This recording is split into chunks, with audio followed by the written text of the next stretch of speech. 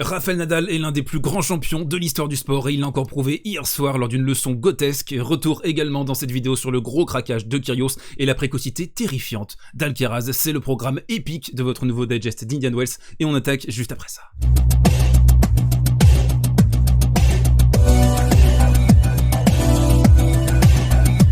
Et on attaque ce côté réseau avec l'immense craquage de Nick Kyrgios face à Rafael Nadal. C'était attendu, un match électrique, plein de drama, plein d'intox. Et on a eu cette séquence avec, à la fin du match, Nick Kyrgios qui a propulsé sa raquette juste au niveau de ses pieds. Mais la raquette a rebondi en fait, si vous voyez bien. Alors je vais pas vous passer les images parce que vous connaissez ces messieurs de l'ATP qui vont me strike. Mais regardez le ramasseur de balles qui a dû éviter au dernier moment ce jet de raquette. Ça va nous permettre de rebondir sur un thème que je voulais vous exposer depuis longtemps sur la chaîne. C'est celui des réseaux sociaux et de la pression mentale exercé sur les joueurs par le public, et donc les propos de Nick Kyrgios relayés par l'exceptionnel Quentin Moinet, ça empire à cause des réseaux sociaux. Alors là il parle de l'attitude d'une certaine partie du public qui se comporte d'une manière excessive. C'est peut-être aussi lié à ce qui s'est passé ces 2 dernières années, forcément les confinements etc, les gens ont subi une pression mentale assez forte et ils utilisent le sport, ils utilisent la vie publique pour pouvoir, comme une sorte de catharsis en fait, pour pouvoir se libérer de certains démons intérieurs. Et donc il dit, les gens pensent que ce qu'ils disent a un intérêt, ce n'est pas le cas. Tu as un petit compte, par exemple sur Twitter ou sur Instagram,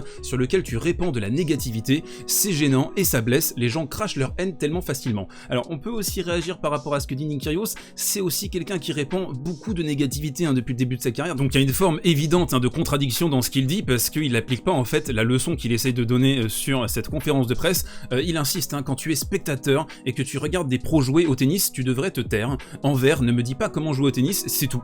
Tu serais incapable de marquer le moindre point contre Rafael Nadal, assieds-toi et regarde-moi jouer. Il poursuit. Ce que tout le monde retiendra de ce match, c'est Kyrgios a perdu et a balancé une raquette. Les gens comme vous, et il s'adresse aux journalistes, abîment le sport. Et ça, c'est un discours qu'on entend de plus en plus, de la part des joueurs notamment, et pas que en tennis, dans d'autres sports, c'est que les journalistes sont la source du mal, ce sont eux qui créent les conflits, etc. C'est pas aussi simple que ça en fait. C'est comme les chasseurs, les journalistes. Tu as des bons chasseurs, tu as des bons journalistes, tu as des mauvais chasseurs, tu as des mauvais journalistes. Donc il n'y a pas vraiment de règles universelles par rapport à ça.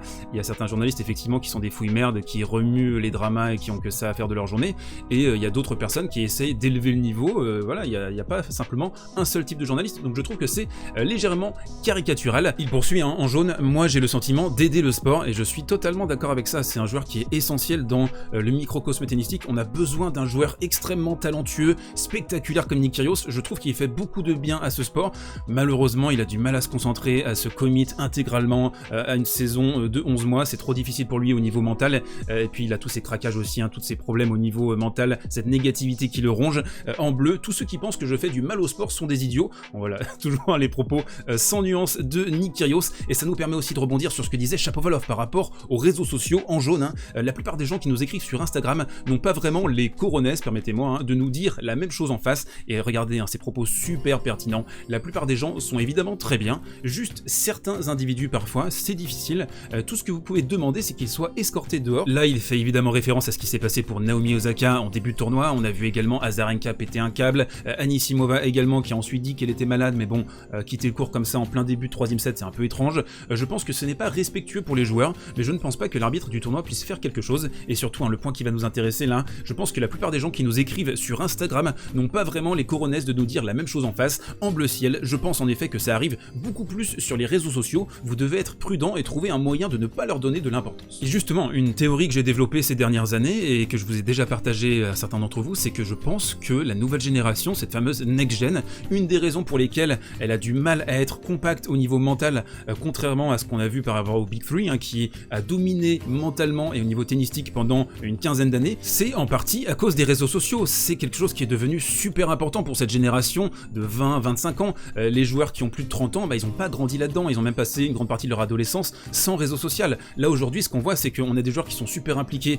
à faire des stories, à faire des posts, à interagir également avec la communauté, mais vous recevez aussi beaucoup de négativité. On le sait, les DM des parieurs frustrés notamment, avec des menaces de mort, avec des insultes, etc. Vous imaginez jour après jour devoir gérer cette négativité, c'est extrêmement dur. Et la génération un peu plus âgée, qui a plus de 30 ans, c'est pas quelque chose avec lequel ils ont grandi. Dans leur enfance, dans leur adolescence, ils n'utilisaient pas les réseaux sociaux. Nadal, il est extrêmement discret par rapport à ça.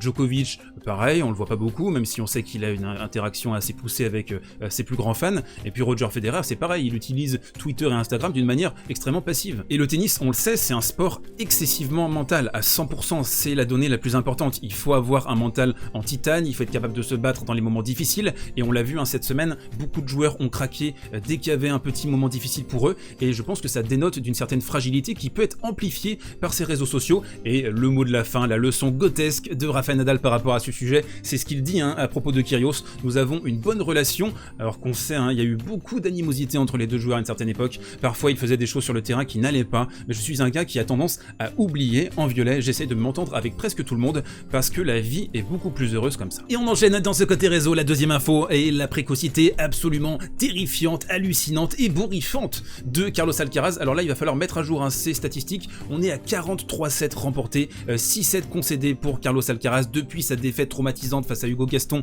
à Paris. Souvenez-vous, il s'était fait emporter par la vague du public parisien et par le jeu atypique d'Hugo Gaston. On est à 17 victoires pour une défaite. C'est un joueur jeune, c'est un joueur qui apprend très vite. Il est exceptionnel, je trouve, Carlos Alcaraz. On le voit pour la précocité, une nouvelle stat de Jeux 7 et Maths. Ils se sont qualifiés pour au moins une demi-finale en Masters 1000 avant de fêter leurs 19 ans. On le voit, Nadal qui était ultra précoce, 3 qualifications. Notre Richie national, le véritable GOAT de qualif, Sampras, Chang, Shapovalov, Auger-Aliassime, et donc du coup aujourd'hui Carlos Alcaraz. On a déjà parlé sur la chaîne des immenses qualités tennistiques de Carlos Alcaraz sur des vidéos précédentes. N'hésitez pas à vous abonner à la chaîne bien sûr pour ne rien rater de mes quotidiennes lors des grands événements de la saison 2022, mais on va s'arrêter pour cette dernière partie du côté réseau sur les propos très sympathiques de Nadal à l'endroit de Carlos Alcaraz. Il le dit, il a tous les ingrédients, la passion, l'humilité, le talent et le physique. On sait que les deux hommes sont très proches, ils se sont entraînés ensemble, et Alcaraz vénère totalement Rafael Nadal. Cela me rappelle d'ailleurs beaucoup ce que j'étais avec son âge.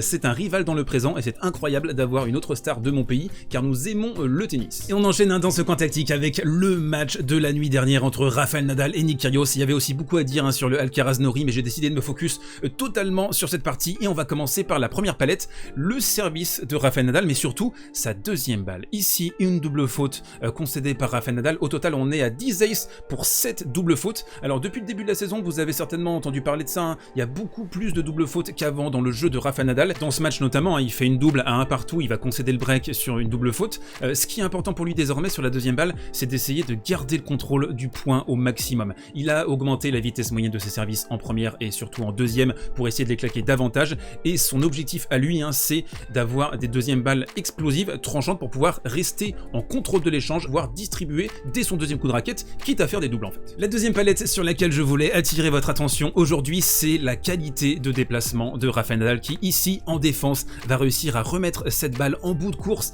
avec son revers. Il va pousser à la faute Nick Kyrgios, il va réussir à débreaker Nick Kyrgios, qui va perdre un peu sa concentration à ce moment-là, qui va complètement passer à côté de son tie-break, notamment avec un point de pénalité à 6-0 parce qu'il a insulté quelqu'un dans le public. Mais ce qui nous intéresse vraiment ici, c'est cette qualité de déplacement. Alors certes, on a perdu un petit peu sur le premier pas, mais la vitesse de jambe de Rafael Nadal, sa couverture de terrain, elle est encore du niveau élite. Du coup, le problème au niveau du pied, dont on a discuté pas mal de fois cette semaine, c'est un faux problème. C'est-à-dire que ok, il y a une douleur, mais ça ne l'empêche absolument pas de cavaler comme un petit lapin. Dans ce match, bien sûr, c'est un Nadal Kyrgios, on a eu de l'intox, on a eu du drama, et on a eu du metagame. Regardez, alors on est à la fin du premier set, Rafael Nadal qui a réussi à débreaker à 5-4 alors que Kyrgios servait pour le 7, ensuite il va réussir à remporter le tie-break, et qu'est-ce qu'on fait notre petit Rafael Nadal? On va au vestiaire pendant 4 minutes, on va se changer. Alors certes, il aurait très bien pu aller se changer, même s'il avait perdu ce set, le set a duré 1h03 comme vous pouvez le voir, mais dans le metagame, c'est toujours intéressant d'aller se barrer pendant 4 minutes pour capitaliser sur le fait que Nick Kyrgios était très énervé à ce moment-là, et essayer de le maintenir dans un état de frustration.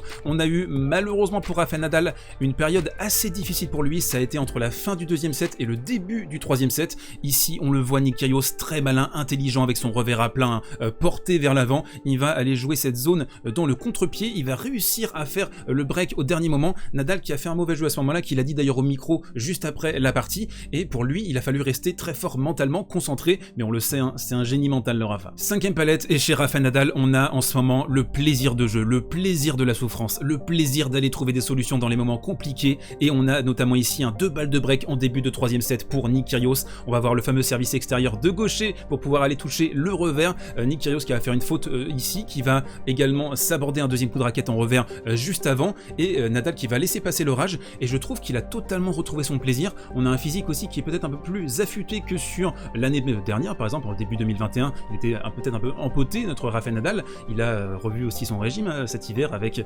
l'arrêt du chocolat. Mais Nadal, là, il me fait penser vraiment à Federer 2017. C'est assez terrifiant, hein. Alors, s'il vient remporter ce tournoi, ça fera Open d'Australie et Indian Wells comme Roger en 2017. Et puis, dernière palette pour terminer cette rencontre, le point le plus important de la troisième manche, Nick Kyrgios qui va attirer Rafael Nadal au filet d'abord avec une petite amortie et qui ensuite, par réflexe, va tenter un lob ici dans cette position. Sauf que Rafael Nadal, il est gaucher, donc du coup, ça arrive sur son coup droit. Il va pouvoir déposer une volée haute très facilement ici. Et je pense que c'est un peu un réflexe, hein. Quand vous jouez au tennis, vous le savez, hein, si vous attirez quelqu'un de ce côté-là, vous allez forcément tenter un lob ici pour pouvoir lui faire exécuter un smash de revers renversé. C'est certainement l'un des coups les plus difficiles à réaliser au tennis, mais au-delà de la tactique, au-delà de la technique, un petit mot sur le plaisir de voir ce Rafael Nadal. Alors c'est génial de le voir revenir sur le circuit à bientôt 36 ans et dominer comme ça. Je trouve que c'est une leçon de vie, hein, clairement, à quel point il arrive à rester positif sur le niveau mental. On a vu la différence entre lui et Kyrgios. Kyrgios, dès qu'il y a un truc qui va pas, il s'énerve, il sort de son match. Nadal, il reste concentré, focalisé. C'est comme ça qu'il a réussi à remporter cette partie. C'est comme ça qu'il a réussi à remonter Medvedev en finale de l'Open Australie,